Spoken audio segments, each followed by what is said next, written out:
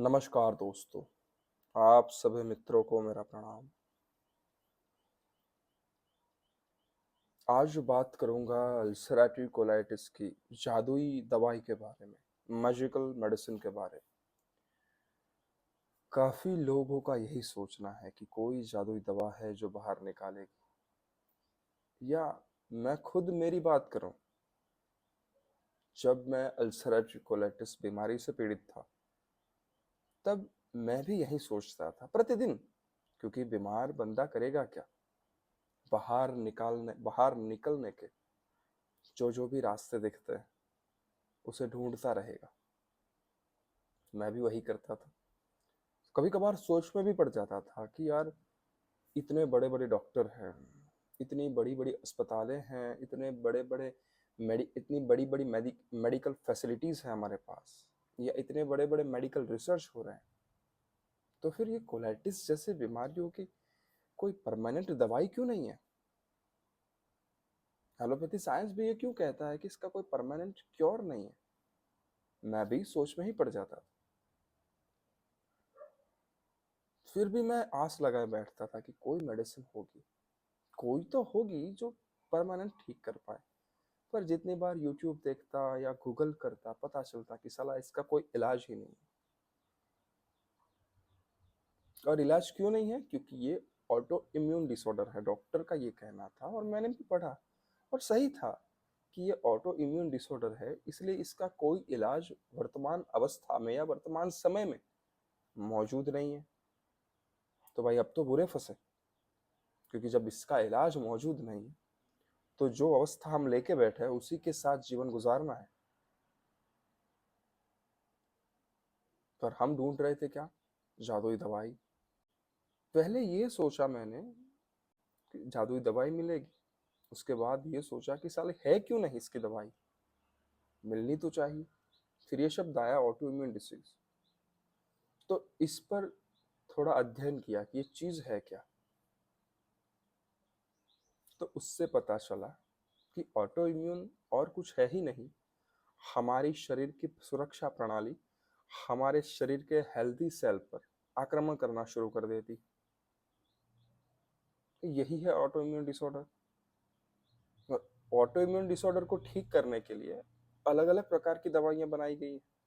जैसे बायोलॉजिकल हो गई, बायोलॉजिकल मेडिसिन हो गई, लाइव इम्यूनिटी इंजेक्ट करता है हमारी बॉडी में, या इम्यूनोग्लोबल थेरेपी भी आती है। सारी अलग अलग है, शायद मुझे पता नहीं, मैं शायद नाम में भी गलती कर रहा हूँ, क्योंकि मैंने बहुत पढ़ा नहीं इसके बारे में विस्तार से। पर है कुछ जो फॉरेन में बहुत कॉस्टली है। एक एक सेशन के अराउंड $15,000 लगते हैं या $20,000 लगते हैं। मैंने उस पर रिसर्च किया था थोड़ा, पर उससे भी परमानेंट ठीक नहीं हो जाता। इम्यूनोग्लोबल थेरेपी लेते हैं, इम्यूनोडोटर्स लेते हैं, फिर भी ठीक तो नहीं हुआ जाता। हालांकि ये बीमारी है ऑटो इम्यून डिसऑर्डर।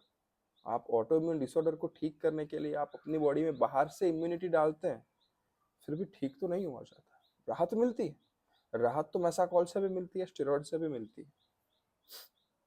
ये बात अलग है कि मुझे नहीं मिली थी। तो फिर ये चीज क्या है?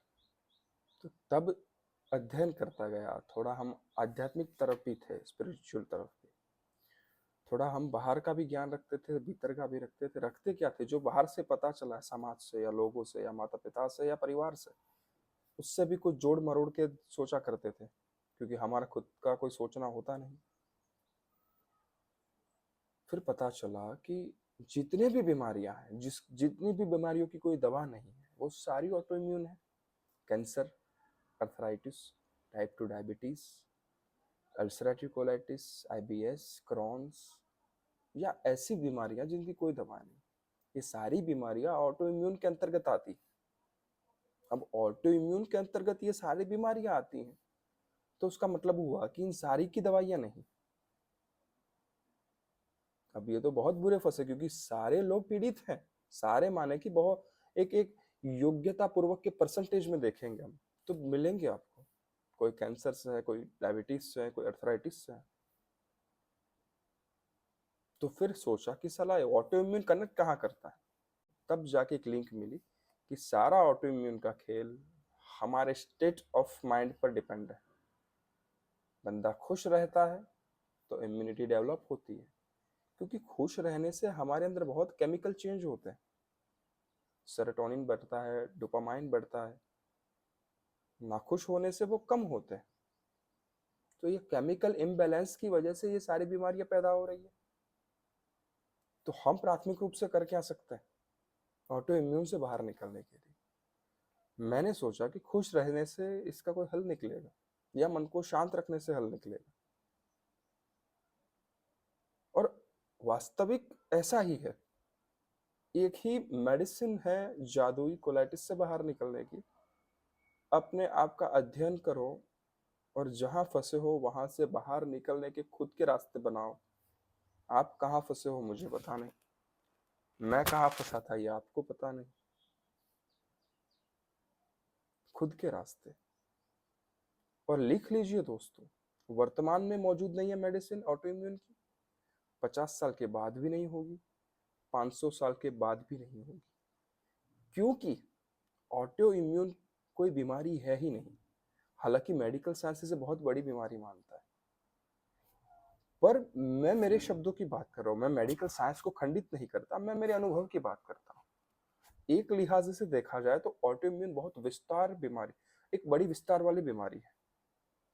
पर मैं मेरे शब्दों में कहूँ तो ऑटो इम्यून सिर्फ और सिर्फ मन की विक्षिप्तता की बीमारी है। मन विक्षिप्त हुआ, मन अपने ढांचे से हटा, या अपने ढांचे को सिकुड़ लिया, या कुछ और जो सामान्य अवस्था में नहीं था उससे विपरीत हो गया, तो वो कुछ केमिकल चेंज बॉडी में पैदा करता है। उन केमिकल चेंजेस की वजह से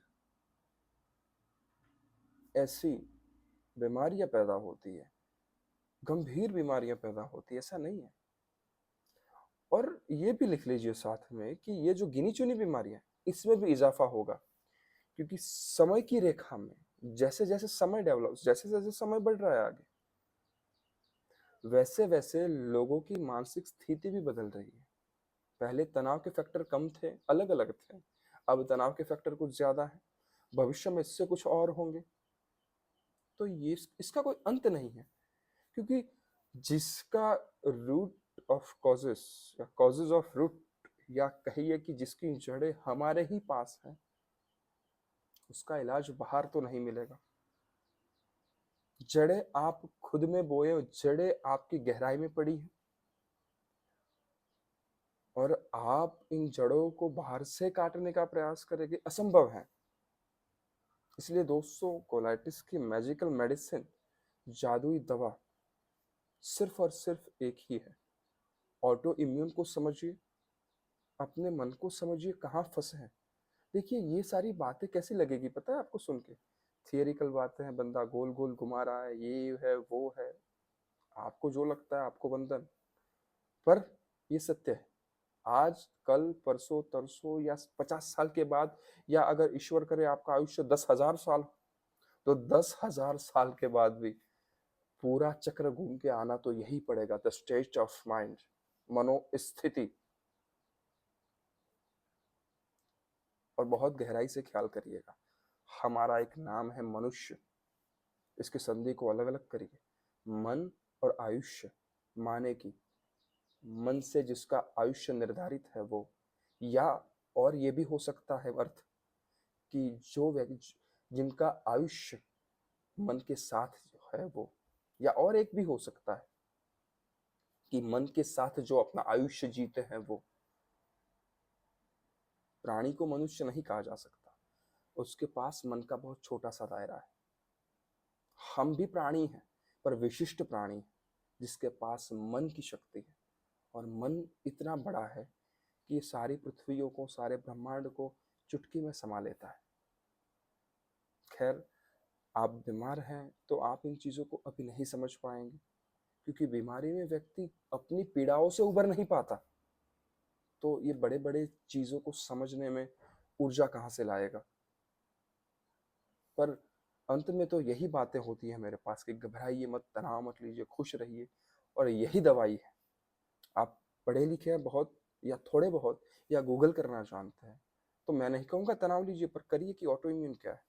तो होता कैसे, उसमें माइंड का क्या रोल है, हम इसमें कैसे काम कर सकते हैं, ऑटो इम्यून की दवाइयाँ कितनी सक्सेस हैं, ये भी देख लीजिए, सब सब कुछ देख लीजिए। मैं फेयर बात कर रहा हूँ, पसंद आए तो ठीक, नहीं आए तो भी ठीक। बाकी मेडिसिन मौजूद है, आपके पास है, यहाँ है, अपने हाथ में है, उपयोग करिए, फल पाइए। मैंने पाया, मैं खुश हूँ। कोई पूछता था सर वेट कितना है, भाई 88.5 होगा या 88 होगा। कल रात को भी मैं बाहर खाना खा के आया रेस्टोरेंट में, वो ऐसा नहीं है यार, नॉर्मल लाइफ ही चलती है। मैं तो कहता हूँ आप भी खुश हो, ऐसा कुछ करिए कि 10-15 लोग ठीक हो, हम साथ में मिलकर डिनर करेंगे रात को। हम उस क्राइटेरिया को तोड़ना ही नहीं चाहते कि मैं कभी रेस्टोरेंट में जा पाऊंगा,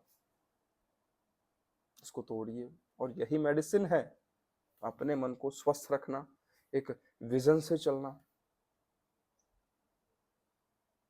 मेरी बातें दवाई की कम, आध्यात्मिक ज्यादा लगेंगी आपको, क्योंकि मैं उस रास्ते का बंदा हूँ भाई। मैं पहले नहीं था। आध्यात्म माने क्या, ये धार्मिक फिलोसॉफी नहीं सारी की सारी, कि ये करेंगे वो होगा, ईश्वर का नाम स्मरण करें, इसको भी वंदन है, पर ये कुछ और चीज है।